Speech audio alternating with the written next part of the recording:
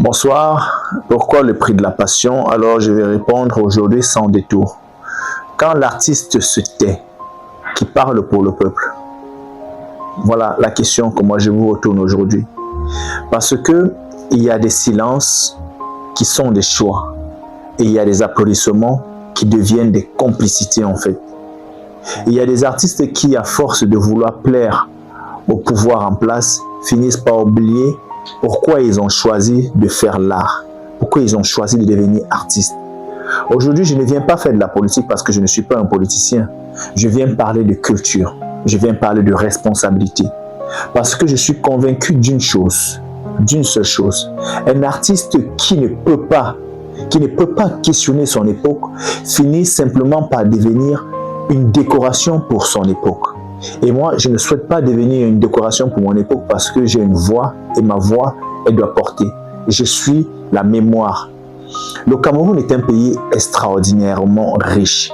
Riche de par son potentiel, ses talents, ses musiciens, ses artistes, ses scientifiques, ses danseurs, ses écrivains, tout. Mais posons-nous une seule question simple. Où sont les infrastructures qui permettent à tous ces talents artistiques de pouvoir vivre de leurs arts? Et il y a encore quelques décennies au Cameroun, il y avait au moins une dizaine de salles de cinéma à travers le Cameroun. Aujourd'hui, beaucoup ont disparu. Au lieu de construire un véritable réseau culturel national, nous passons notre temps à vouloir faire plaisir à nos dirigeants sans toutefois leur poser la véritable question. Alors je demande aux artistes aujourd'hui, combien d'artistes camerounais aujourd'hui peuvent se vanter d'avoir fait une tournée nationale avec leurs œuvres? Combien de films ont été projetés dans les 10 régions du Cameroun? Moi, mes films, y compris, n'ont jamais été projetés en dehors de Yaoundé et Douala. Combien de spectacles réellement ont circulé à Garoua, à Boya, à Bamenda et Bolova et dans toutes les autres régions? Très peu. Et ce n'est pas uniquement de la faute des artistes, c'est aussi une question de politique culturelle. C'est ce que je vais vous dire aujourd'hui, c'est une question de politique culturelle. Regardons par exemple ce qui se passe ailleurs. Par exemple, en France, ici où je suis, en Europe en général, seulement la France seule, il y a des milliers de salles de cinéma à travers toute la France. Et des salles capables d'accueillir des différents types d'activités culturelles, le théâtre, la musique, les concerts, les conférences, les festivals. Alors pourquoi aujourd'hui ne pouvons pas nous, aujourd'hui, imaginer au Cameroun un véritable réseau de salles culturelles? Pourquoi dans les 10 régions aujourd'hui au Cameroun, il n'y a pas au moins 10 grandes salles de référence qui peuvent, qui peuvent projeter, organiser, accueillir des jeunes, des festivals, permettre aux artistes de circuler au moins dans le territoire national. Alors lorsque je vois des investissements de plusieurs centaines de millions d'euros pour certaines infrastructures sportives, je me pose la question de savoir pourquoi ne pas faire la même chose pour la culture au Cameroun.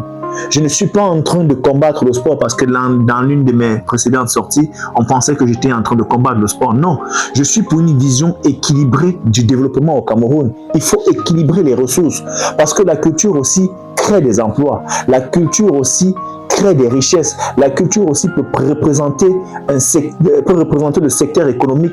La culture aussi peut représenter un secteur économique majeur au Cameroun. Alors, c'est là où mon analyse devient un peu plus pertinente.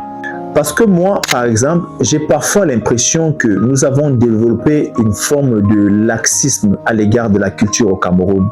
Et je me demande souvent si ce laxisme n'est pas aussi lié à une réalité plus profonde. Parce que, imaginez-vous, la culture instruit, la culture questionne, la culture raconte l'histoire. La culture montre le présent. La culture ouvre les yeux. La culture, tu vois, par exemple, un film peut révéler une réalité que aucun discours officiel ne montrera jamais. Ça, c'est la force de la culture. Moi, par exemple, j'ai écrit 4e pouvoir avant l'assassinat de Martinez Zogo au Cameroun. Parce que c'est ça la culture. Une chanson peut exprimer ce que des milliers de personnes n'osent pas dire très haut. Un roman peut transmettre des mémoires à des générations entières. C'est ça. Une pièce de théâtre peut faire réfléchir toute une société. Et c'est précisément pour cela que je me dis que la culture est importante. Ou alors c'est pour cela que je me dis que la culture est volontairement ramenée au second plan. Parce qu'un peuple qui connaît son histoire est plus difficile à manipuler. Un peuple qui réfléchit est plus difficile à endormir. Un peuple qui possède des artistes libres est plus difficile à réduire au silence. Ça, c'est la vérité. Et c'est la raison pour laquelle je pense qu'on est en train de vouloir réduire au silence les artistes. Je vais même encore aller plus loin. L'histoire nous démontre que lorsqu'on veut réduire un peuple au silence, on commence souvent d'abord par s'attaquer à sa mémoire, à sa culture, à sa capacité de raconter sa propre histoire. On fait taire la culture. Faire taire la culture, c'est affaiblir la mémoire collective d'un peuple. Alors, lorsque la mémoire disparaît, les sociétés deviennent beaucoup plus vulnérables. C'est pourquoi moi je refuse de considérer la culture comme un simple divertissement ou bien comme une affaire sociale dans notre pays. La culture est une force. Et la culture est une mémoire, la culture est une conscience, la culture aussi est un instrument de développement. À mes collègues artistes qui viennent chaque jour dans mon inbox, je voudrais également répondre à certains d'entre eux qui viennent me dire dans mon inbox: Francis, arrête de parler de la politique, sinon je vais éviter d'associer mon image au tien. Je veux leur dire ceci: je suis vraiment désolé. Parce que le développement de n'importe quel secteur d'activité dans un pays commence par une volonté politique, par une vision politique, par une décision politique. Comment voulez-vous développer le cinéma au Cameroun sans politique du cinéma, sans qu'aucune politique publique du cinéma ne soit établie? Non. Comment voulez-vous développer la musique sans infrastructure au Cameroun, sans studio d'enregistrement? Comment voulez-vous développer le théâtre sans salle? Comment voulez-vous faire cela? Comment voulez-vous développer les livres sans bibliothèque au Cameroun, sans véritable politique culturelle au Cameroun? Rien ne peut se faire. Comment voulez-vous vivre? Comment voulez-vous vivre, vous en tant qu'artiste au Cameroun, sans que les mécanismes de financement et de diffusion ne soient préalablement établis par les politiques, par une vision claire? Tout cela relève d'un choix politique. Alors, je vais vous dire, oui, je vais parler de politique. Pas parce que je voudrais devenir un politicien, mais parce que je suis un artiste et je suis un artiste qui est libre, qui est libre, qui est libre. Un artiste qui veut voir, qui veut comprendre pourquoi son secteur d'activité ne se développe pas suffisamment. C'est pour ça que moi, aujourd'hui, je prends position à chaque fois qu'il s'agit de prendre position politiquement. Quand les élections arrivent, je prends position politiquement parce que depuis 42 balais que moi je vis au Cameroun, rien n'a été fait. Aujourd'hui, j'ai plus de 42 balais. Je pense aujourd'hui à mon fils qui a 17 ans. Comment il va vivre, comment il va faire pour s'en sortir si un jour il fait le choix de vivre, de faire de la culture ou bien de faire du cinéma dans mon pays aujourd'hui? Comment je vais l'encourager à faire ce choix?